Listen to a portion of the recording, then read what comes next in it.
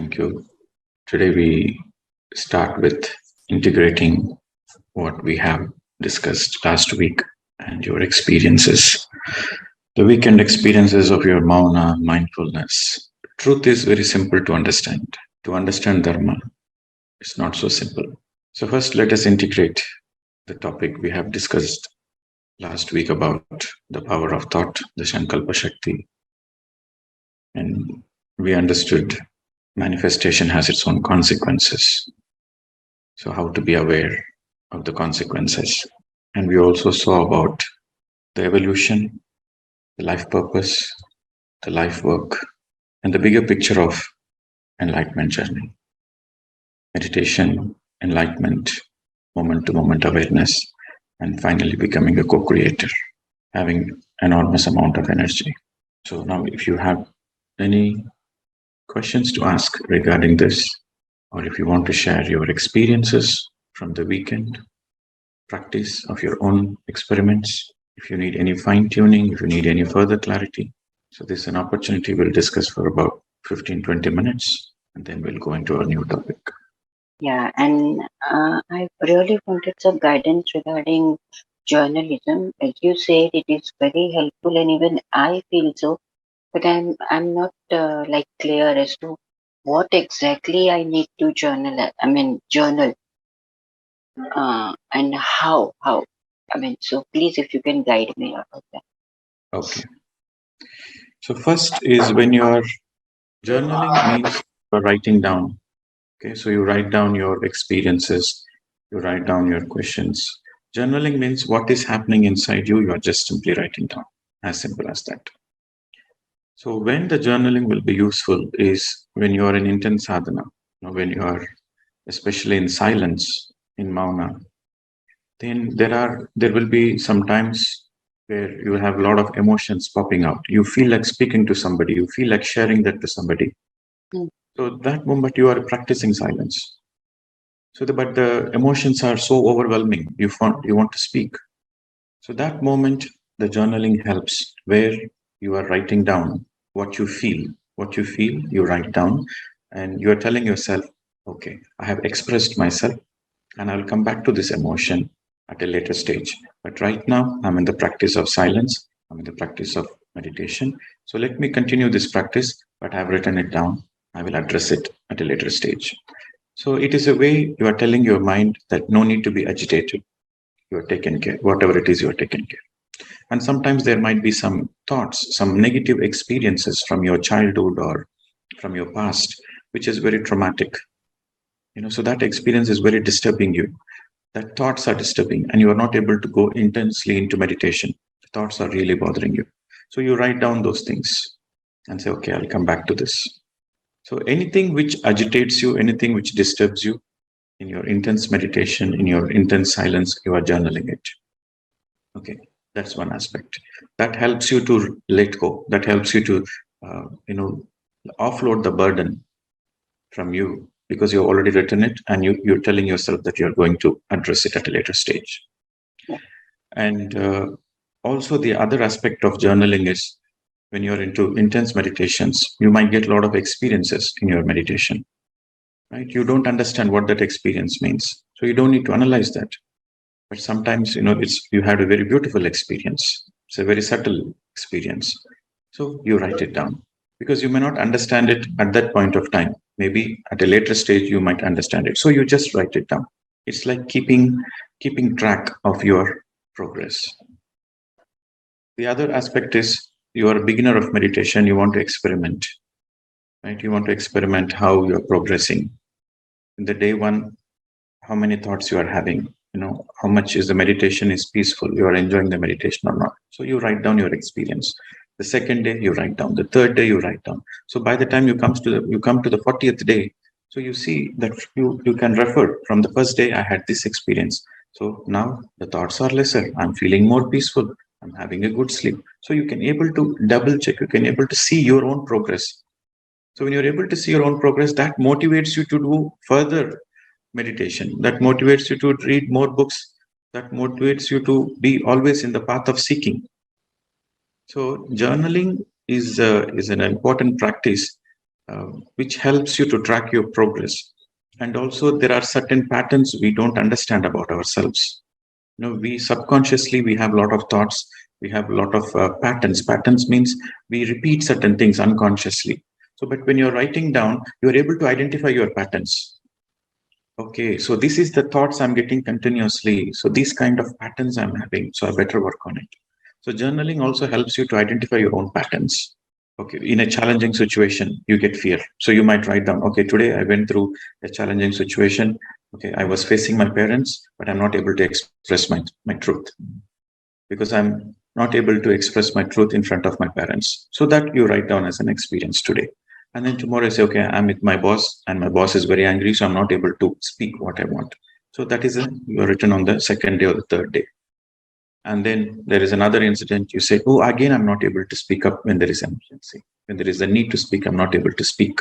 So you see the pattern. Okay, so when it comes to a situation where somebody is putting some pressure on me, I'm not able to express. So this is the pattern I'm having in my life. I have the same pattern with my parents, I have the same pattern with my colleagues, I have same pattern with my boss, with my husband. So this is a pattern across all. So I have to work on this pattern where I'm not able to express because of my fear.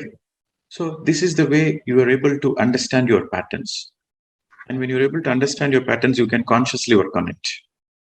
Journaling helps in these many ways. I want to ask you about labor of love, sir. Sir, if I am interested in cooking or gardening at my house and cooking for my own family, then how does it contribute to the society? I don't understand this. We are speaking about a life purpose and life work. So everybody's life purpose is the same, enlightenment. But life work is always, it should be labor of love. If it is labor of love, it not only helps you, it helps others also.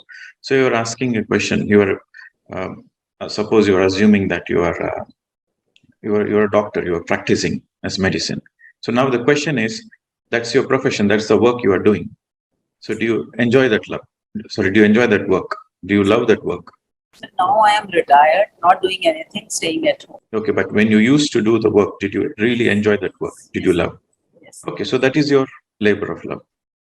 I mentioned about the cooking and the gardening for the people who are homemakers. Okay, but you are doing something as a work for your career, then you should choose the career which you love. Number one. Now you are retired. Okay, now you're retired, now you're no more practicing. So now you can still contribute for your own joy, primarily for your joy. So when you do something for your own joy, then naturally you'll give the best of it. You put your best energies there, your best intentions there. And so whatever you do, for example, you're saying you're cooking with so much love. Assuming you like cooking, you cook with so much love. You cook with so much joy. So that food has a lot of healing energy. That food has a lot of gratitude energy. So whoever is eating that food, they enjoy it. So you are helping. Other way, your work is directly or indirectly helping others. And also you like gardening, for example, you like gardening. Every day you communicate with the plants, you speak to the plants, right? And then you do the gardening with so much love. Then the vegetables yield will be more. This is a proved science. When you're able to communicate with the plants, then the yield of the vegetables is more. The vegetables has more nutritions. It has high vibrations. And you cannot eat all the vegetables by yourself. Naturally, you will distribute to your neighbors and your friends. So they also benefit. So anything you do with love, always it gives you joy. That is your primary thing. Always it gives you joy. And naturally it helps others. Sir, thank you for Manapurvaka teaching for us for all these sessions. Thank you very much, sir. And I want to share my experience, sir. All the three, first Sunday and second Saturday, Sunday, and again Saturday, Sunday. All these Mauna was it was not easy, but still it is very useful for me in the household work. I'm a housewife, sir. It was very easy for all the works are completing before time and with more perfection, and having the light food, liquid diet. It is very light, feeling light, for easy to connect with my meditations. Improving in the works, perfections also. It is taking less time also. And thanks for all this, sir. Then I have one question. Grounding, please let us know about grounding, sir. So you want to know about grounding. Yes. So grounding is a process, or it's a technique where you feel more connected to the Mother Earth. I know you are like you are not airy fairy. Grounding simply means you are not airy fairy. You are totally comfortable in your body. You are totally grounded. Okay. So sometimes you do intense meditations. You feel like little floating. Even after you come out of the meditation, you feel like you are floating. You are Okay. not fully centered in your body. Okay. So that time you take shower, you take long showers after meditation. When you feel this kind of floaty, dizzy, and you cannot feel comfortable in the body. So then take a long shower or walk barefoot in the nature, hugging the trees, Okay. okay, sitting on the stones. So these are the activities which helps you to ground you so that you can feel at ease within your body. Grounding In exercise, always we take the help of nature. okay, sir. In meditations and Mauna, we can hear audiobooks, sir? No. No. Okay. Thank you, sir. Yes. So if you are practicing intense mauna, like again, silence is of two types. Okay. One, you are doing very intensely silence, then you don't want any distraction because you want to notice the very subtle thoughts going on. So you don't want any kind of distraction. Okay. So if you're doing intense meditation and practicing mauna, then absolutely not recommended. Okay. But if you are a householder, you have so many people around you, and you are just beginner of this practice, and you just want to experiment how it is, and so in that case, yes, you can read spiritual books, only spiritual books, because anyway you are distracted from the surroundings. So you're trying to keep yourself positive, okay, but making sure that you're trying your best not to have any thoughts and focused on mindfulness. That in that scenarios, yes, you can read spiritual books. You Okay. can hear spiritual audios, only spiritual books, no magazines, no newspaper, no TVs, nothing Okay, sir. which triggers the outside, which takes your focus to the outside. So there are two kinds of, if you're doing intense mauna, then no. But you're just a beginner and you're practicing it, then okay, read spiritual books. My question today is like when you say do not react to a situation but respond to a situation, can you please give me an example to that? Like I'm Example. trying. I know it's a very fine line between those two, and I just want to. Can you please share your thought Okay. about that, please? Thank you. Okay, I'll give you an example. I think I would have given this example. Normally, people who are living in big cities, they get stuck in the traffic jam, and they're heading to work or meeting somebody, or they have an important appointments. So they will be stuck in the traffic jam sometimes. So that time, naturally, they get agitated. They get frustrated, angry. So, but the traffic jam is not in their hands, right? So no matter what agitation or how frustration they are, the car doesn't move forward. So Right. that in that situation, what are the choice you have? So instead of directly reacting to it and feeling frustrated, you just take a deep breath, take a deep breath and look around and see, okay, the entire traffic is jammed and I cannot do anything about it in this situation. So instead of feeling frustrated, upset about the situation, that is, if you're feeling frustrated and upset, that is you are reacting. So Okay. instead of doing that, you take a deep breath and say, okay, so what next? What options I have? Okay, so maybe I text my manager, maybe I text my boss that I'm stuck. It's not my fault. You don't need to give explanation, but at least you let them know that you're running late. So that is a responding. Okay. So this is an example. In our family lives, the people who are very close to us, they always mirror reflect us. They always trigger us, especially husband-wife relationship. It's a beautiful relationship where the person is very hell-bent. I mean, they're very deliberate in triggering. Suppose if the husband knows that he speaks anything about the wife's family, the wife will get triggered. You speak anything about the wife's father or mother, the wife will get triggered. He knows it very well. So what will we do? So whenever there are a situation where he is not happy, he will deliberately try to trigger the wife. So that the wife is so angry, frustrated. Then seeing that, he feels like, okay, I got it. Now I'm not only suffering, you're also suffering. Tit for tat. Good. Many people do it unconsciously. But Okay. suppose, just imagine, wife is not reacting. Okay, the wife is not reacting. She's just saying, she's just response. Okay, you might have got some bad experiences. Okay, that's fine. That's your relationship between you and your in-laws. Nothing to do with me. I have a beautiful relationship with my parents. So you sort it out. So if she's responding in that way, then she's not reacting and she's responding. But to respond in that way, you need to have a lot of awareness. You need to have a lot of awareness to see the 360 degrees, why the husband is speaking that way. So he's speaking that way to trigger me deliberately. So I won't react it. So if she doesn't react, then he will not use the same technique anymore. He has to find some other technique to trigger her. Okay. Similarly, the wife will trigger every possible way, vice versa. Okay.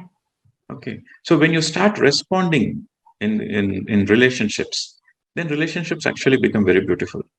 Okay. It's actually my kids. They say, just go and meditate, mom. I think it's time for you to meditate. Yeah, naturally, the kids will say, actually it happened in my own house, like very recently. My niece, I think she's hardly 2 years, 18 months or 2 years.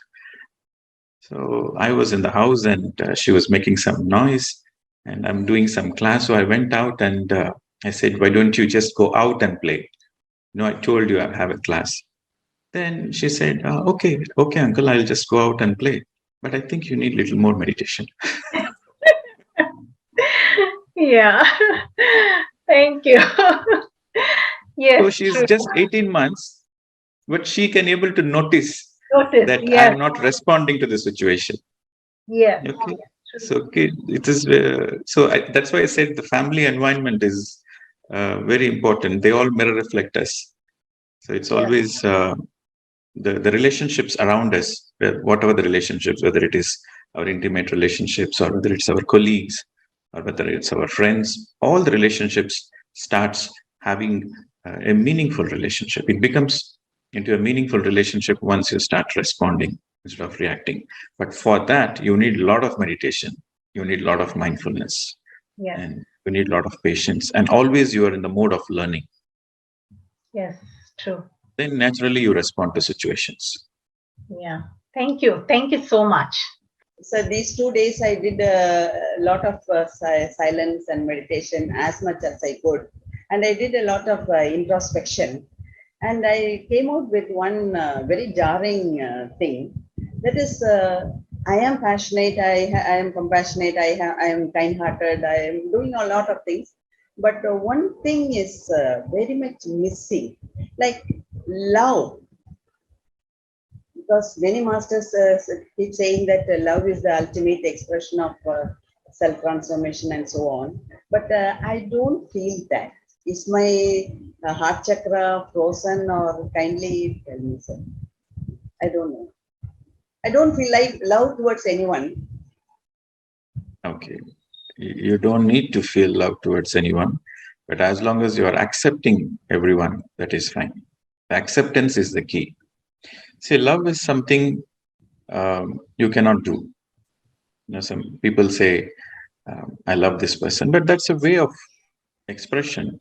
But actually, love is something which you cannot do. Love is something which happens.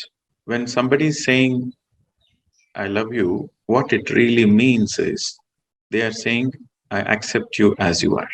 So if you can able to accept somebody or accept yourself, first self-love. So if you can able to accept yourself with all your positives, with all your negatives, whatever you are, without any judgments, you're accepting. So that means naturally there is the self-love which radiates. Right? When you're able to accept with all your positives, with all your negatives, without any judgments, then naturally you will be sensitive to your own self. That is self-love. Similarly, if you're able to accept another person without any judgments as they are, then naturally they feel your love. First, you have to accept yourself. It is the same amount, whatever, how much ever you love yourself. That is the same amount of love you are capable to love another person, to display another person. In other words, how much ever you accept yourself, that is the same level you will be able to accept another person, not more than that. So focus on acceptance. Don't focus on love. Focus on acceptance without any judgments. See, we can accept people who are very kind to us, who are very nice to us. We always accept them and appreciate them. But people who are not kind to us, people who are a little bit rude with us, it's not easy to accept them. But if you are able to accept them as they are, how to accept them? Just understand that they are doing what they can do is best. Your soul evolution is different. Your level of understanding is different. Their level of understanding is different. So you respect their evolution. So you say that, okay, he is doing his best. He or she is doing their best according to their level of evolution and according to their level of understanding of life. Today's Ravana is nothing but tomorrow's Rama. And today's Rama is nothing but yesterday's Ravana. So everybody has to go from the infant to the infinite. And every soul has to go from infant, baby, young, mature, old, transcendental. Then only they become enlightened. So when you understand the natural process of evolution, then the acceptance comes very naturally. So when you accept them, then you will not see their negatives. You will see only their beauty. You will see only the positive qualities they have. And when you're able to recognize the other's beauty, when your eyes can see only the beauty, not their faults, then they feel your love. And again, many people have these doubts. These days, so many fancy words are happening around, so many workshops, a lot of fancy words, quantum, self-love, heart science, heart math, coherence, a lot of fancy words are there. It's important to understand these words simply means you meditate. That's all. The more you meditate, the more you understand these words. So self-love simply means you are sensitive to yourself. For example, you are feeling hungry, you eat. You feel like sleeping, you sleep. Okay. You don't feel like speaking to anybody, don't speak. Whatever you feel like doing, do it. Whatever you don't feel like doing, don't do it. Be sensitive to yourself. That is self-love. But to be sensitive to yourself, you need meditation. The more you do meditation, the more sensitive you will become. The more enlightened you are, the more sensitive you will be towards your body. Sometimes, people in spirituality, they say, body is not important. Body is temporary. It anyway goes into the mud. So body is not important. That is not enlightenment. That is wrong understanding. The more enlightened you are, the more sensitive you will be towards your body. If you are sensitive towards yourself, naturally you will be sensitive towards others. So self-love means you are sensitive towards yourself, towards your physical needs. You are sensitive towards your physical needs, emotional needs. That is self-love. Okay. For example, I'll just give you this very, sometimes, people have this conditioning, financial conditioning, mind conditioning. So, for example, you go to a restaurant. Okay. Normally people, not everybody, most of them, when they go to the restaurant, they will see the menu first. And they will say, okay, I want this item. They feel like, okay, I feel like eating this item. They look at the price. Wow, this is super expensive. I can prepare at home myself. Why should I buy this expensive item? They feel like eating that item on that particular day, on that particular moment. They feel like eating, for example, masala dosa. You feel like eating masala dosa on that particular day. You see the menu. Say it's super expensive. Oh, what is that? I better buy sada dosa and eat. Plain dosa and eat. You will have money in your pocket. It's not like you don't have money. You have a lot of money in your bank account. But you see, you feel it like, oh, why to waste money? So that means you are not sensitive. In spite of having money, you feel like buying something, you feel like eating something, and you are not eating. That means you are not sensitive to yourself. A person who doesn't have money, if he is choosing the menu according to his budget, that is okay. But the person who has a lot of money or who has enough money is still in the same programming. That means he's not sensitive. You have to always learn from the children. The children are very sensitive. They will not compromise. When you take them to the restaurants, they will not compromise. They're least bothered about the price of it. They say, I want this item. I only want this. Come what may. because they are sensitive, and that's why children are naturally happy. Okay, so we can give so many life examples. So the more you do meditation, the more you understand about it. Sometimes I have automatically negative thoughts, which I don't have any control. First, I'm not able to control the thought, and then I'm having another thought that will I not manifest these negative thoughts. Okay. You see, people unconsciously they manifest a lot of things. Their thoughts will eventually manifest. So unconsciously they are manifesting. A lot of people are ignorant. A lot of people are unconscious. They are manifesting unwanted things in their life all the time, and they are stuck in that cycle of manifesting what they don't want. So the first step is you become conscious of it. So how do you become conscious of it? Is through meditation. The more, since you said you started in January, so don't expect that all your thoughts become positive and you become aware of it and then you are enlightened, because it takes time. Have patience that you are in the right path. Do everyday meditation, sincere meditation, and practice mindfulness and practice mauna. Okay, once a week or twice a week. You keep focusing on these practices. Don't worry about your negative thoughts. Okay, just focus on meditation, mindfulness, and mauna. These three things. Very naturally, you become aware of all your subconscious thoughts. And the moment you notice any negative thought, immediately you replace it. Cut. No, I didn't intend it. No, cut it. So replace it with a positive thought. Always replace it with a miraculous thought. So that's the way you work on it. So sometimes it is difficult to cut those thoughts because it No, when the moment you become aware of it, then only you can cut it. So it comes very naturally. See, to identify it, to become aware of it is the key. And once you become aware of it, very naturally you will do it. Okay, so don't be worried until then. Be a cool baby. Don't be worried. If some situation occurs, any negative situation occurs, how do I know whether it is my manifestation or it is my soul plan? See, it is all linked. Okay, whatever the result, it's based on what results you are getting in your life, what you are seeing around your life. That is your manifestation only, consciously or unconsciously, doesn't matter. What is happening in your life is your creation. You create your own reality. Whatever the reality you are in now, it's your creation. Whether you consciously deliberately do it or not, it is your creation.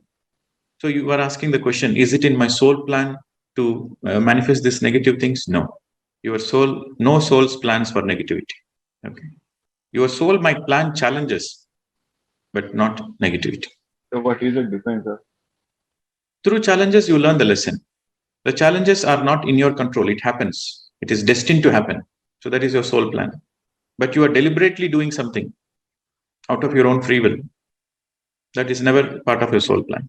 Some things are happening, but you are clueless. You are helpless in that situation. It's unexpected. So that is part of your soul plan. But you know something, you know that if you are in this direction, you go in this direction, you will have these consequences. You know it. And still you do it. That is your deliberate act. That is your own negative creation. Just do meditation, everything will be fine. You will understand. So right now you may not understand the bigger picture of it. You may not understand the fine details of it. You just started meditating in January. Just wait, continue meditation. You will understand slowly. Okay. Thank you. And sir, I think when I connect the dots, like, when I started with the chanting and all, and now from this January, I started doing meditation with the wrong belief system. And as you entered in our life as a guru, I think a lot of things have been evolved since that time. Okay, sir. I am doing my dharma. Thank you. So today we will take this topic of dharma. So be prepared with your pen, paper. But yes, it's going to be a very interesting session. First, to understand the question, to understand what is dharma. Before we speak about dharma, we have to speak about Sathya, truth. First, you have to be in the truth. Then only you can be in dharma. What is truth? That which is eternal is the truth. Our soul is the truth. We are soul. We are eternal being. We have many, many lifetimes. That is the truth. Asti, nasti.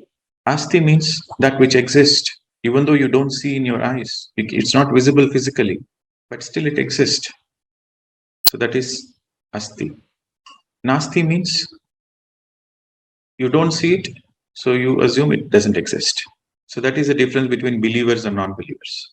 Believers believe there exists God, even though they don't see it. They say they exist God. They are believers. Non-believers, they say there is no God. If there is God, show me the proof. Where is he? Show me. So they are non-believers. Believers, they believe there exists God, and the soul continues. It takes many lifetimes. The law of karma exists. What you do comes back to you. It is a law. It exists. Past lives exist. Reincarnation exists. Soul evolution exists. Soul progression exists. So these people, they don't see it, but they believe it. Even though it is not visible, they believe it. But a spiritual scientist, he research on it. That's when you sit in meditation. Before that, a person, see, first is a non-believer, then he progresses into a believer where he says, okay, God exists, and he goes to temples. He goes to temples and he does a lot of rituals, he does a lot of mantras because he believes God exists and God is going to help him and take care of him. And then the third is he becomes a spiritual person. A spiritual person is a person who doesn't, is not only believing in God, but he wants to research, he wants to experiment, he wants to experience God. So that is a spiritual scientist. So unless you are in the truth, you cannot understand what dharma is. Simply, the definition of truth means that which is eternal. That which is eternal is the truth. Sathya. Sathya means truth. That which is eternal, that which exists, whether you see it or not, that which exists and that is eternal. Across all the times, across all the countries, across all the yugas, the truth is the same, one and the same. The truth doesn't change. The truth doesn't change, whether it's for a male or a female, whether you're in India, whether you're in America, whether you're in Africa, whether you belong to the 10th century, whether you belong to the 20th century, it doesn't matter. The truth is the same. It doesn't change. That which doesn't change, that which is eternal. So what we call it as Desa Kala Paristiti. Desa Kala Paristiti, it's beyond Atitam. So it's beyond all those things. It is eternal. It exists. So that is the truth. So the ultimate truth is we are soul. There is no death. There is no death for the truth. There is a great liberation to realize that there is no death for the soul. We exist. Eternally we exist. So that is Sathya. That is truth. What is Dharma? Dharma simply means what to do, what not to do. If you are in Dharma, that means you know what to do, what not to do. In English, it is called righteousness. What is right for you to do and what is not right for you to do.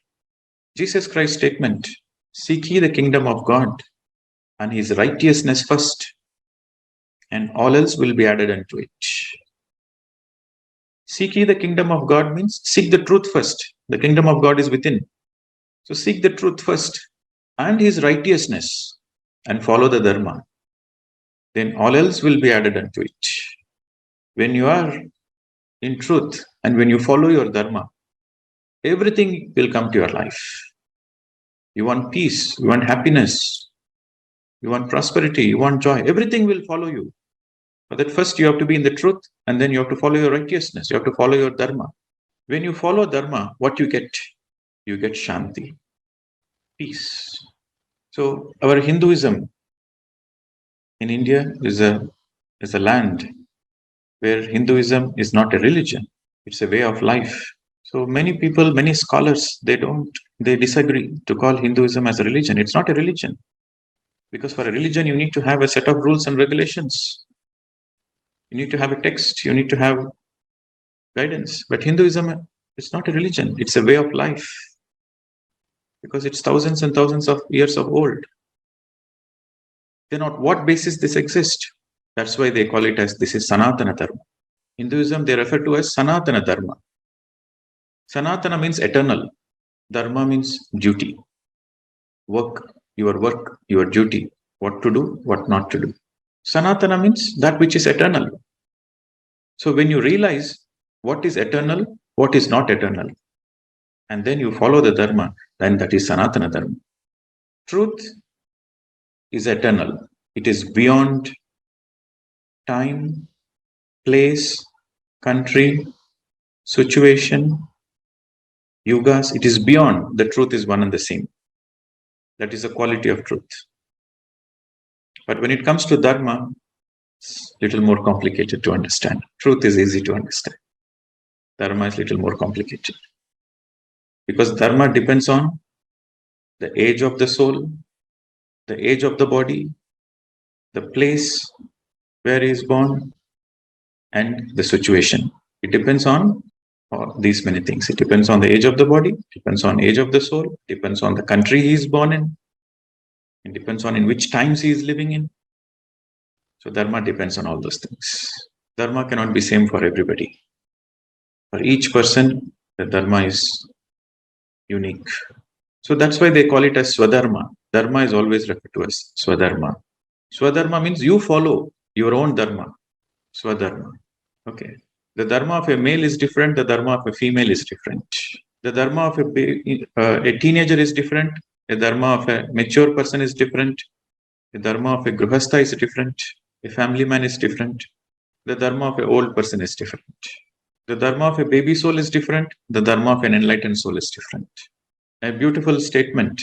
Ahimsa paramo dharma. Ahimsa paramo dharma. Among all the dharmas you do, ahimsa is paramo dharma. The most important dharma is ahimsa.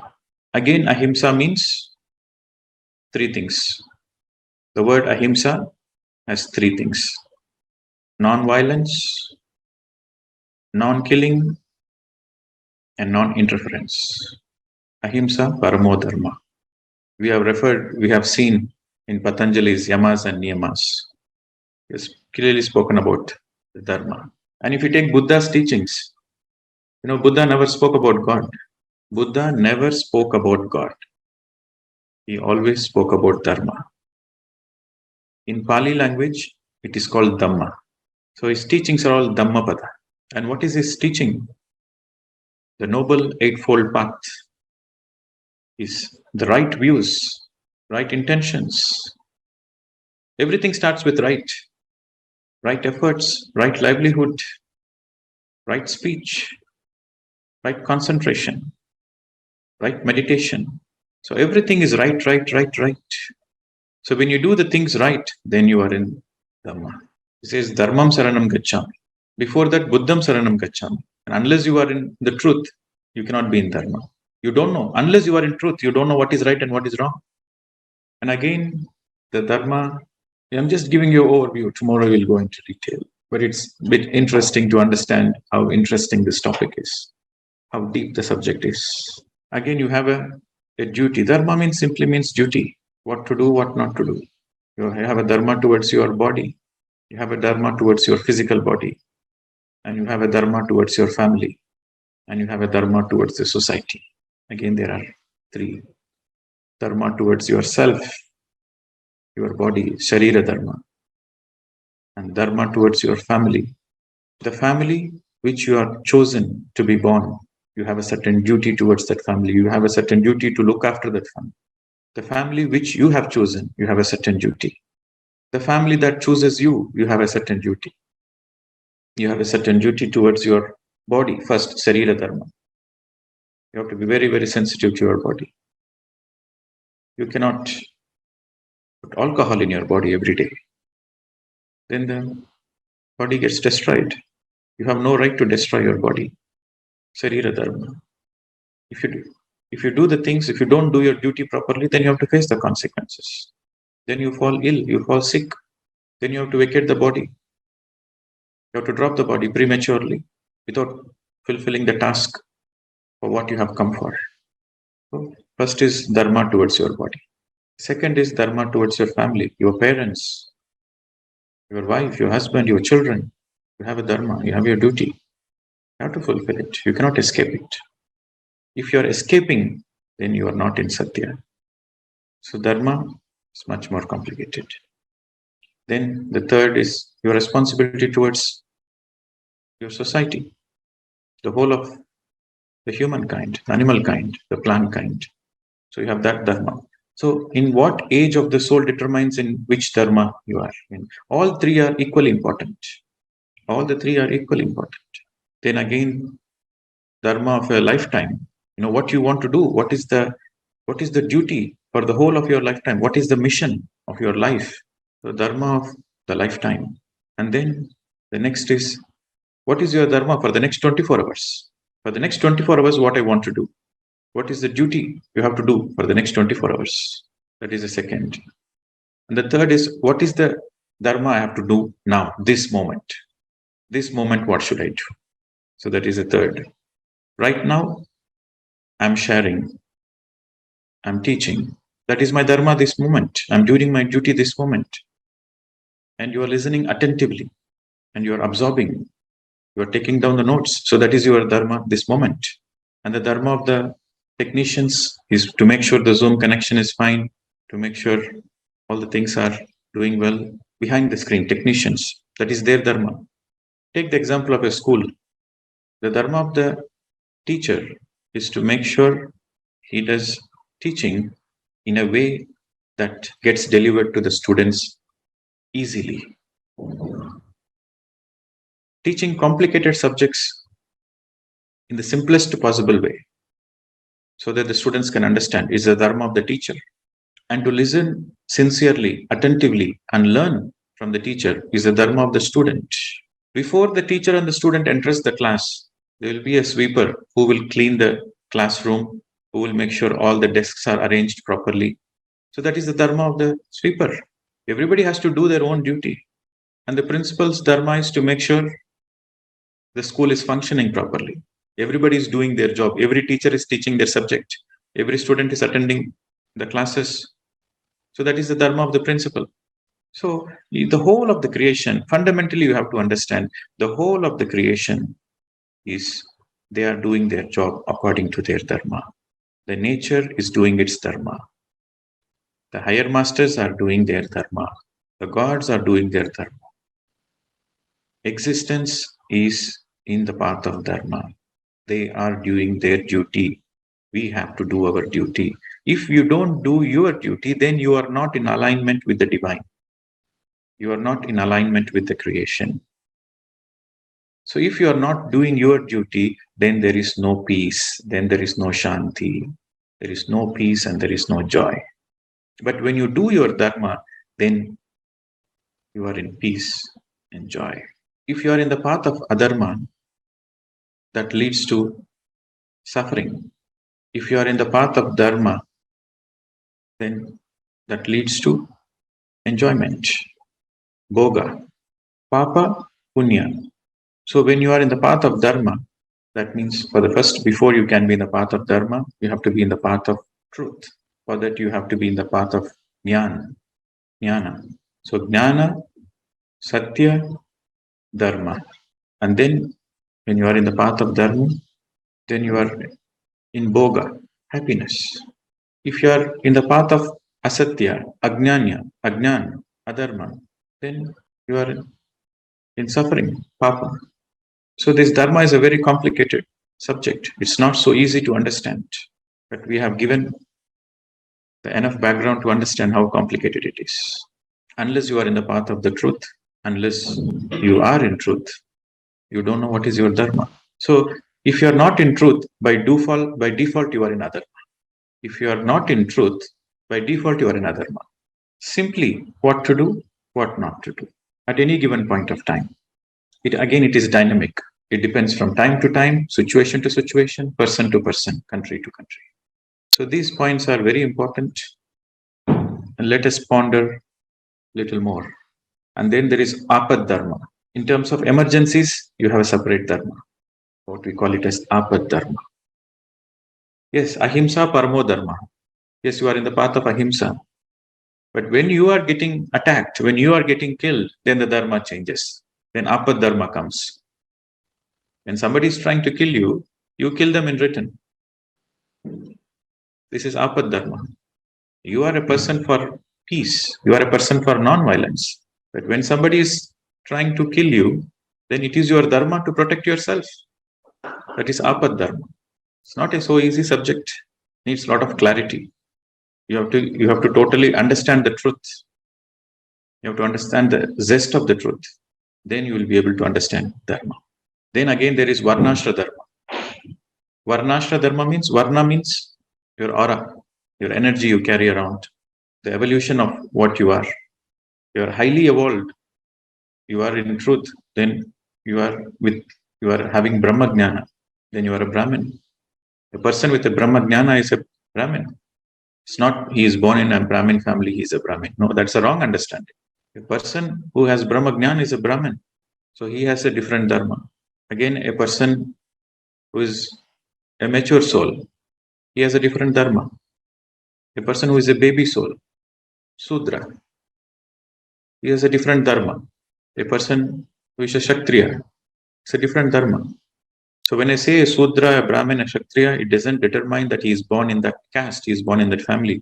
That simply means what qualities he has, what kind of aura he is radiating, what kind of colors. Varna means colors, what kind of auric colors he has, what kind of aura he has. Varnashrama Dharma. So friends, it's a very intense subject. We will continue this tomorrow to understand it deeper. It simply means, what should I do? What should I not do? At any given point, at any given moment in life. This moment, what should I do? What should I not do? Today, what should I do? What should I not do? In this lifetime, what should I do? What should I not do? As a father, what should I do? As a son, what should I do? As a mother, what should I do? As a daughter, what should I do? As a husband, what should I do? As a wife, what should I do? As a school-going kid, what should I do? As a teenager, what should I do? As a college-going person, what should I do? As a breadwinner of the family, what should I do? As a retired person, what should I do? Let us discuss in detail about it tomorrow. Thank you very much. See you tomorrow.